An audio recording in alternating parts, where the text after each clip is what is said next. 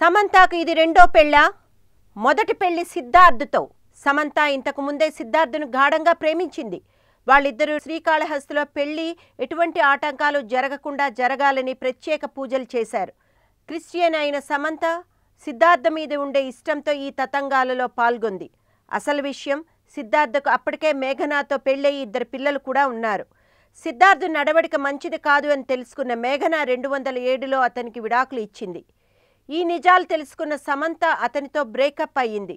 ఇంతలో వారిద్దరికి పెళ్లి అయింది అనే వార్త కాలీవుడ్లో విస్తృతంగా ప్రచారంలో ఉండింది. సమంత గురించి రోజుకో హాట్ టాపిక్ బయటకు వస్తోంది. నిన్న మొన్నటి వరకు సమంత ప్రేమలో పడిందన్న వార్తలు గుప్పుమన్నాయి. ఆ తర్వాత ప్రియుడు నాగచైతన్య అని తెలిసిపోయింది. ఇద్దరు పెళ్లి చేసుకుంటారా లేదా అన్న విషయంలోనూ భయంకరమైన చర్చలు నడిచాయి. చివరికి నాగార్జున కూడా నోరు తెరిచి సమంత కోడలని చెప్పకనే చెప్పేశాడు. ఇప్పుడు పూజలు పునస్కారాల వరకు వెళ్ళిపోయింది.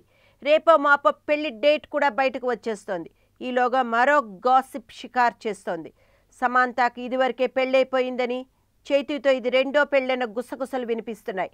సమంత ఇదివరకు సిద్ధార్థ్తో చట్టాపట్టాలేసుకుని తిరిగిన సంగతి తెలిసిందే. ఇద్దరి ప్రేమ వ్యవహారం కూడా మీడియాకి ఎక్కేసింది. అయితే ఇద్దరు ఎందుకునో విడిపోయారు. అయితే సిద్ధు సమంతాల పెళ్లి అప్పట్లో రహస్యంగా జరిగిందని, పెళ్లి చేసుకున్న తర్వాత అభిప్రాయ భేదాలు వచ్చి విడిపోయారని ఫిలిం నగర్లో కొత్త మాటలు వినిపిస్తున్నాయి. అయితే ఈ సంగతులన్నీ చైతుకు తెలుసని, అయినా సరే సమంతాని పెళ్లి చేసుకుందామని ఫిక్స్ అయ్యాడని చెప్తున్నారు. సమంత కూడా పాత విషయాలన్నీ మర్చిపోయి చైతుతో కొత్త లైఫ్ మొదలు పెట్టాలని భావిస్తోంది. అందుకే గత జ్ఞాపకాలను ఎప్పుడో మర్చిపోయిందని, ప్రస్తుతం చైతుతో పెళ్లి కోసం ఎదురు చూస్తోందని చెప్పుకుంటున్నారు.